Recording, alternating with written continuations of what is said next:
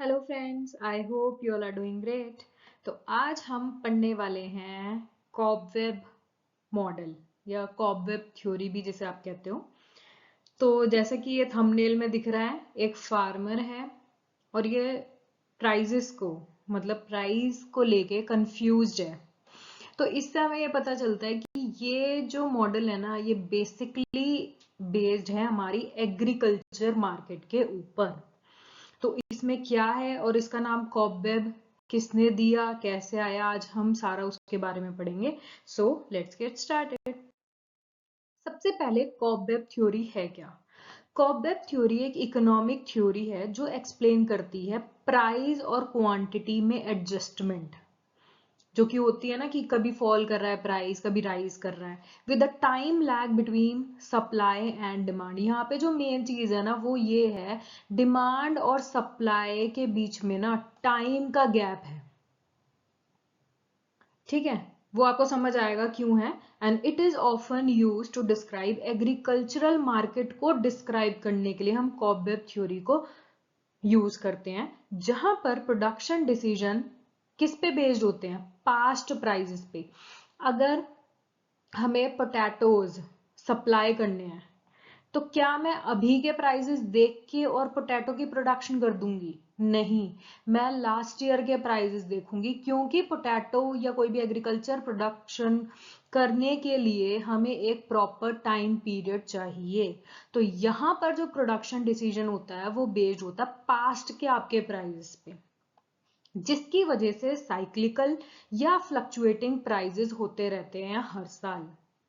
ठीक है, तो इस मॉडल की कुछ अजम्पशंस हैं, जैसे प्रोड्यूसर डिसाइड करते हैं अपने आउटपुट को based on the past prices, because production takes time. जो कि मैंने बोला, अगर आप एग्रीकल्चर प्रोडक्ट आलू बेचना चाहते हो तो आलू की प्रोडक्शन आपको इसी साल से शुरू करनी पड़ेगी, जब आपको अगले साल आलू मिलेंगे, या 6 महीने 8 महीने इतना टाइम लगाने के बाद आपको मिलेगा। अब आप आलू की प्रोडक्शन करना चाहते हो या नहीं, वो डिपेंड करता है कि मार्केट में प्राइस क्या है।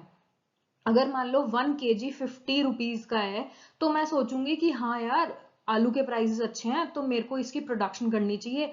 तो इसीलिए यहाँ पे कहा जाता है कि प्रोड्यूसर डिसाइड करते हैं अपने आउटपुट को पास्ट के प्राइसेस को देखकर कि मेरे को करना है या नहीं करना, या कोई और कमोडिटी की प्रोडक्शन करनी है। ठीक है, डिमांड कर्व को अज्यूम किया जाता है कि वो स्टैटिक रहेगी ड्यूरिंग द एनालिसिस पीरियड। जिस टाइम पे हम एनालिसिस या स्टडी कर रहे हैं, उस टाइम पे जो हमारी डिमांड है, चाहे वो इलास्टिक है, इन इलास्टिक है, यूनिट इलास्टिक है, वो हम अज्यूम करेंगे कि उस पीरियड तक वो ऐसी ही रहेगी। मेन यहाँ पे आती है सप्लाई के ऊपर, कि सप्लाई ज्यादा इलास्टिक है, इन इलास्टिक है, ये क्या है। प्राइस एडजस्ट होंगे to clear the market at each stage. अब इसका क्या मतलब, अब ये थोड़ी है कि हमने कोई एग्रीकल्चर प्रोडक्ट बना लिया और हम उसको अगले साल बेचेंगे, ऐसा तो नहीं हो सकता, क्योंकि ये गुड्स हमारे पेरिशेबल गुड्स होते हैं। तो इसलिए बोला गया है, चाहे ओवर प्रोडक्शन हो या अंडर प्रोडक्शन हो, मार्केट पूरी क्लियर होगी। ज्यादा सप्लाई हो रही है, मतलब ज्यादा फार्मर्स ने प्रोडक्शन कर रखी है, तो प्राइसेस कम होंगे और मार्केट क्लियर होगी। एंड वाइस वर्सा, अगर प्रोडक्शन कम है तो प्राइसेस बढ़ा दिए जाएंगे। मतलब जितनी भी कमोडिटी प्रोड्यूस हुई है वो उसी साल बिक जाएगी पूरी। यहाँ पर वो नहीं होता कि हमने कोई मशीनरी बनाई है जो इस साल नहीं बिकी तो मैं नेक्स्ट ईयर बेच लूंगी, वो वाला कॉन्सेप्ट नहीं है। तो इसलिए कह रहे हैं प्राइजेस एडजस्ट हो जाएंगे, जिसकी वजह से मार्केट उसी टाइम पे क्लियर हो जाएगी। मतलब उसी, अब आप आलू बेचने जाओगे तो ये थोड़ी है मैं नेक्स्ट ईयर बेच दूंगी, कोई नहीं अभी नहीं बिक रहे, तो आपका एक टाइम पीरियड होता है ना कि मेरे को इसी महीने बेचना है या इन 10 दिन के अंदर बेचना है, अदरवाइज प्रोडक्ट खराब हो जाएगा and so on. A low price, अगर प्राइस लो है उस कमोडिटी का, तो ऑफ कोर्स कुछ फार्मर्स हट जाएंगे कि हम, अगर आलू के प्रोडक्शन में आलू का प्राइस मार्केट में कम है, तो आधे जो प्रोडक्ट प्रोड्यूसर्स थे वो कहेंगे अब हम आलू नहीं प्रोड्यूस करेंगे, हम टोमेटो करेंगे या कोई और चीज करेंगे, and discourage them from growing that crop in next year में वो क्रॉप नहीं करेंगे वो वाली और दूसरी पे स्विच कर जाएंगे। Demand for agriculture goods is usually price in elastic. अब एग्रीकल्चरल गुड्स की डिमांड को ये अज्यूम किया गया है कि वो प्राइस इनइलास्टिक है। इट इज नॉट सेइंग कि प्राइस परफेक्टली इनइलास्टिक नहीं है कि प्राइसेस कुछ भी हो कंज्यूमर्स खरीदेंगे ही खरीदेंगे, लेकिन इनइलास्टिक बोला गया है कि अगर प्राइस बढ़ते भी हैं 10% से तो उसकी डिमांड 10 से कम परसेंटेज, यानी कि हो सकता है डिक्रीज तो करेगी लेकिन हो सकता है 8% करे, 5% करे, मतलब प्राइस इंक्रीज अगर होगा तो डिमांड उसकी कम परसेंटेज से डिक्रीज होगी। अब आता है ये आया कहाँ से, कॉबवेब थ्योरी। तो कॉबवेब थ्योरी स्टडी किया गया था बाय इकोनॉमिस्ट रोनाल्ड एच कोस, जो हमने कोस थ्योरम पढ़ी थी वो थे इसमें। वेसिली लियोन्टिफ, जो लियोन्टिफ पैराडॉक्स या लियोन्टिफ की थ्योरी पढ़ते हैं उन्होंने भी, और निकोलस कैल्डर, इन तीनों ने इसके कॉबवेब मॉडल के बारे में पढ़ा था। लेकिन ये जो कॉन्सेप्ट है ये पॉपुलर हुआ था कैल्डर की वजह से। 1934 के पेपर में उन्होंने लिखा था in his book a classificatory note on the determinants of equilibrium where the phenomena was the first referred as cobweb theorem. वहां से ये ओरिजिनेट हुआ था। आगे चलते हैं। टाइप्स होते हैं कॉबवेब पैटर्न्स के, तो 3 टाइप होते हैं कॉबवेब के। पहला होता है कन्वर्जेंट कॉबवेब। इसका डायग्राम कुछ ऐसा होता है कि यहाँ पर धीरे धीरे हम कन्वर्ज करते जा रहे हैं, अंदर इक्विलिब्रियम तक जा रहे हैं। वो पूरा डिटेल में नेक्स्ट स्लाइड में पढ़ाऊंगी। डाइवर्जेंट में उल्टा हो रहा है, मतलब हम छोटे से अब बाहर और बड़ा बड़ा बड़ा डाइवर्ज होते जा रहे हैं। And the third one is continuous, जो कि हम एक ही शेप में घूमे जा रहे हैं बार बार बार बार। ठीक है, तो अब बात आती है कन्वर्जन की। तो फर्स्ट टाइप ऑफ कॉबवेब, इसको हम स्टेबल कॉबवेब भी कहते हैं। ये यूजीसी नेट में पूछ सकते हैं कि स्टेबल सिचुएशन कब होती है, कन्वर्जेंट में या डाइवर्जेंट में, या वाइस वर्सा क्वेश्चन पूछ लें कि कन्वर्जेंट को हम क्या कहते हैं, स्टेबल अनस्टेबल। तो ऐसे ही क्वेश्चन पूछे जाते हैं, तो थोड़ा सा इन चीजों पे ध्यान देना। इसको स्टेबल कहते हैं, ठीक है। और कन्वर्जेंट में प्राइस मूव करता है, इक्विलिब्रियम के पास जाता है, रहता है वो। जैसे मैंने ये डायग्राम आपको लास्ट स्लाइड में दिखाया था कि यहां से शुरू होके हम धीरे धीरे धीरे धीरे इक्विलिब्रियम की तरफ जा रहे हैं। तो यहाँ पे जो होता क्या है कॉबवेब में, कन्वर्जेंट कॉबवेब में हम प्राइस जो है इक्विलिब्रियम के पास जाता रहता है। अब आपको ये डायग्राम क्या है ये ही नहीं समझ आ रहा मेरे को, तो वो समझाते हैं अब हम। एग्जाम्पल, मान लो एक ईयर है जहां पे अनफेवरेबल वेदर कंडीशन है, कि वेदर ऐसा हुआ जिससे हमारी फसलें खराब हो गई। जैसे हर बार हो जाता है, रेनफॉल ज्यादा हो गया या सूखा बढ़ गया या कोई भी अदर रीजन, इसकी वजह से supply of a particular crop जो है बहुत कम हो गया। मतलब हम Q1 जो सेलर्स हैं वो सिर्फ Q1 यूनिट ही प्रोड्यूस कर पाए। अब जितनी कम सप्लाई होगी मार्केट में, ऑफ कोर्स उसका प्राइस उतना ही होगा। क्यों? क्योंकि उसको खरीदने के लिए दुनिया कितने ही पैसे देना चाहेगी, बहुत ज्यादा, कि मेरे को दे दो मेरे को दे दो, कि क्वांटिटी बहुत कम है एज कंपेयर टू डिमांड, है ना। लोग ज्यादा खरीदेंगे लेकिन इतना है ही नहीं, सप्लाई शॉर्टेज है। तो यहाँ पर क्या होगा, प्राइजेस बहुत ज्यादा होंगे P1। तो यहाँ पे लिखा हुआ है जब अनफेवरेबल वेदर कंडीशन थी तो सप्लाई जो है Q1 ही हो पाई, फार्मर्स इतना प्रोड्यूस ही नहीं कर पाए, जिसकी वजह से शॉर्टेज आ गई। और शॉर्टेज के टाइम पे प्राइजेस बढ़ते ही बढ़ते हैं, क्योंकि हर कंज्यूमर बीट करता है कि मैं आपको ज्यादा दे दूंगा, मेरे को दे दो, कंपटीशन सा लगा रहता तो इसलिए प्राइजेस ज्यादा हो गए।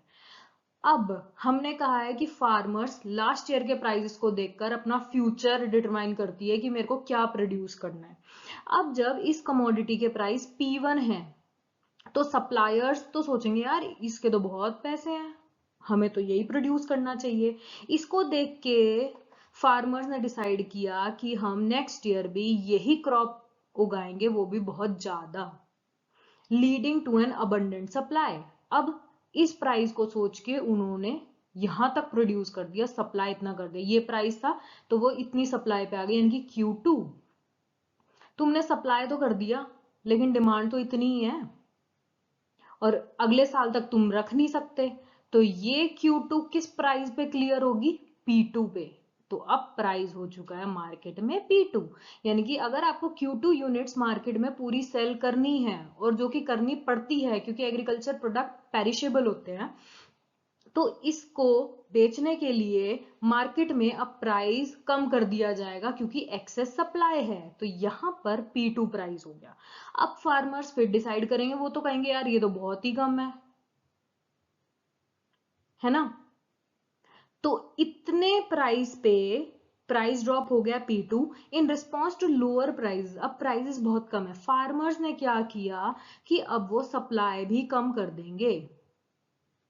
अब इतना प्राइस होने के बाद फार्मर कह रहे हैं अब हम इतनी ही सप्लाई करेंगे, Q3 पे ले आ चुके हैं यहाँ पे। अगले साल जब वो Q3 प्रोड्यूस करेंगे तो अब सप्लाई फिर कम हो गई, तो मतलब अब मार्केट में प्राइस बढ़ जाएगा P3। ये देख के अगले साल फार्मर कहेंगे नहीं हम तो ज्यादा प्रोड्यूस करेंगे, अब वो ज्यादा करेंगे तो वो Q4 चले जाएंगे। Q4 पे अब एक्सेस सप्लाई हो गई, फिर प्राइस कम हो जाएगा P4। ये देख के फिर तो ये वाला जो रोटेशन है आपका अंदर अंदर अंदर आके एकदम एक ऐसा पॉइंट आएगा जब हम इक्विलिब्रियम पे पहुंच जाएंगे, जहां पर डिमांड और सप्लाई मीट हो जाएगी। तो शुरू यहां से हुए जब सेलर्स ने ये देखा कि प्राइसेस ज्यादा है, उन्होंने प्रोडक्शन बढ़ा दी। ज्यादा प्रोडक्शन की वजह से प्राइसेस कम हो गए, कम होने की वजह से अगले साल उन्होंने कम प्रोडक्शन करी, कम प्रोडक्शन की वजह से फिर से प्राइस बढ़ गया, फिर से प्राइस बढ़ने से फिर उन्होंने सप्लाई बढ़ा दी, सप्लाई बढ़ने से फिर प्राइस कम हो गया, एंड सो ऑन ये साइकिल चलती रही। तो this cycle of fluctuation continues till the market eventually stabilizes at a equilibrium point पे, जब तक नहीं आ जाती ये ऐसे ही चलती रहेगी। अब ये चीज हुई क्यों है, तो सप्लाई कर्व यहाँ पे स्टीपर है डिमांड कर्व से। मैं सप्लाई को ऐसे भी बना सकती थी, ये थोड़ा सा स्टीपर है कि इतना रिस्पॉन्स नहीं देगा। तो when producer response to past prices their adjust are not too extreme. मतलब प्राइस बढ़ने से सप्लायर्स ने यूं नहीं है कि हम बिल्कुल ही इतना प्रोड्यूस कर देंगे, बिल्कुल ही वास्ट बहुत ज्यादा चेंज नहीं कर रहे हैं, वो ग्रेजुअली मूव कर रहे हैं, धीरे धीरे अपनी प्रोडक्शन को बढ़ा रहे हैं। आई होप ये क्लियर हो गया। आगे चलता है डाइवर्जेंट, इसका अपोजिट, इसको हम अनस्टेबल भी कहते हैं। इसमें प्राइसेस जहां पे वहां पे क्लोज होते जा रहे थे इक्विलिब्रियम पे, यहाँ पे अपोजिट होगा, उससे दूर जाते रहेंगे, जैसा कि ये दिख रहा है, बाहर बाहर बाहर बड़ा बड़ा स्क्वायर रेक्टेंगल ये बनती रहेगी शेप। तो इसका एग्जांपल, अगर मान लो व्हीट प्राइसेस हाई है, इस साल ज्यादा है, फार्मर क्या करेंगे, a lot of wheat next season के लिए भी वो बना लेंगे, और यहां पर सप्लाई इतनी ज्यादा करेंगे, यानी कि अगर मान लो Q1 पे हैं हम, 1 पॉइंट पे P1 है, अब उन्हें दिख रहा है ये प्राइस बहुत ज्यादा है, तो उन्होंने सप्लाई बढ़ा दी।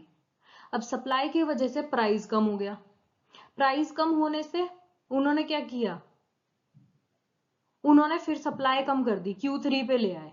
अब Q3 पे फिर उन्होंने देखा, Q3 जब उन्होंने प्रोडक्शन करी तो प्राइस बहुत ज्यादा बढ़ गए। अब प्राइस बढ़ने के बाद उन्होंने और ज्यादा प्रोडक्शन को फिर बढ़ा दिया, मतलब ये जो तुम्हारा शेप है ये बढ़ती जा रही है। तो यहां पर यही लिखा है कि जब प्राइसेस स्टार्टिंग में बढ़े तो फार्मर्स ने बहुत ज्यादा व्हीट को अगले सेशन में प्रोड्यूस कर दिया, और सप्लाई इतनी ज्यादा हो गई कि प्राइसेस भी बहुत बुरी तरह क्रैश हुए। नेक्स्ट ईयर फार्मर्स ने बहुत कम प्लांट उगाए क्योंकि प्राइस बहुत कम हो गया। इससे शॉर्टेज, इससे आपको दिख रहा है कि इसमें गैप जो रिएक्शन हो रहा है ना वो बहुत ज्यादा हो रहा है। ये इसका रीजन ये है कि डिमांड जो है वो स्टीपर है देन द सप्लाई कर्व। यहाँ पे डिमांड आपकी स्टीपर है, मतलब थोड़ी सी इन इलास्टिक है। सो प्रोड्यूसर जो है वो बहुत ज्यादा चेंज कर रहे हैं, बहुत ओवर रिएक्ट कर रहे हैं पास्ट के प्राइजेस को देखकर। मतलब अगर प्राइजेस ज्यादा हैं तो अगर मैं फार्मर हूं और मैंने ये देखा कि मान लो पोटैटो की जो मार्केट प्राइस है वो 50 है, और 50 में मैंने क्या किया, अभी मैं 5 यूनिट प्रोड्यूस कर रही थी, मैं सीधा 5 से मैं आ गई 15 पे। ठीक है, अगले साल प्राइजेस 50 की जगह 20 हो गए या 30 हो गए, तो मैंने क्या किया, 15 से मैं सीधा 2 पे आ गई। मतलब मेरा जो रिएक्शन है ना वो बहुत ज्यादा हो रहा है। तो इसीलिए ये जो इसमें सर्कल, ये जो फ्लो है ये बढ़ता जा रहा है टाइम के अकॉर्डिंग। तीसरा आता है कॉन्टिन्यूअस कर्व, जिसे हम न्यूट्रल भी कहते हैं या परपेचुअल ऑसिलेशन। इसमें प्राइस एक फिक्स्ड पैटर्न पे बार बार घूमते रहते हैं एंड नेवर सेटलिंग डाउन और मूव फर्दर, ना इसमें बढ़ेंगे ना इसमें कम होंगे, जैसा कि ये डायग्राम में दिखा, मतलब इस ही स्क्वायर में वो बार बार घूमते रहेंगे, ना वो बढ़ा रहे हैं जैसे डाइवर्जेंट में हुआ था, ना वो कम हो रहे हैं जैसे हम कन्वर्जेंट में गए थे।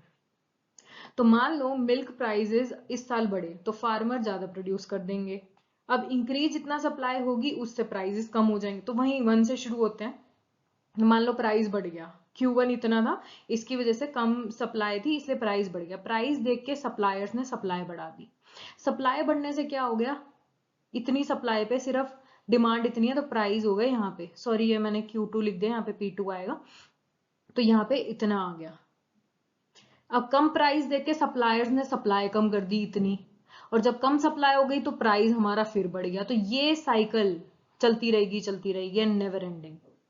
तो यहीं पे ये कहा है इंक्रीज जब सप्लाई इंक्रीज सप्लाई हुई तो प्राइस कम हो गया, तो फार्मर ने प्रोडक्शन कम कर दी, और यही बार बार सिलसिला चलता रहा, no increase decrease in the size of fluctuation में कोई भी इंक्रीज या डिक्रीज नहीं होगा यहाँ पर। यहाँ पर रीजन ये है कि इंक्रीज डिक्रीज क्यों नहीं हो रहा, क्योंकि स्लोप जो है ना डिमांड और सप्लाई कर्व का वो एग्जैक्टली इक्वल है, जितना परसेंटेज सप्लाई बढ़ रही है उतनी परसेंटेज हमारी प्राइस कम हो रही है एंड वाइस वर्सा, इसीलिए ना ये फ्लो बढ़ रहा है ना ये कम हो रहा है। तो समरी में कन्वर्जेंट में हम कहते हैं कि प्राइस स्टेबलाइज हो जाएंगे और इक्विलिब्रियम पे आ जाएंगे, डाइवर्जेंट में और बढ़ते रहेंगे कॉन्टिन्यूअस में एक फिक्स सर्कल में फिक्स ऑसिलेशन होती रहेगी। यहाँ पर कन्वर्जेंट में सप्लाई हमारी स्टीप पर थी, डाइवर्जेंट में डिमांड हमारी स्टीपर थी, और ऑसिलेटर में दोनों ही इक्वल थे। तो ये चीज है आपको ये याद रखनी है कि किस केस में डाइवर्जेंट किस केस में कन्वर्जेंट होता है। ओके, तो डाइवर्जेंट डी से स्टार्ट हो रहा है तो मतलब डिमांड का स्टीपर है, उससे उल्टे में सप्लाई स्टीपर होगा, और कॉन्टिन्यूअस तो आपको पता ही है इक्वल ही है। तो यहाँ पर स्पाइरल स्ट्रिंक होता है, मतलब कम होता जा रहा है, यहाँ पे स्पाइरल बढ़ता रहेगा, यहाँ पे फिक्स लूप में वो घूमता रहेगा। So that's it. So cobweb में मोस्टली यही था, अगर फिर भी कोई डाउट हो कुछ रह गया हो तो please do let me know and have a great day, bye bye.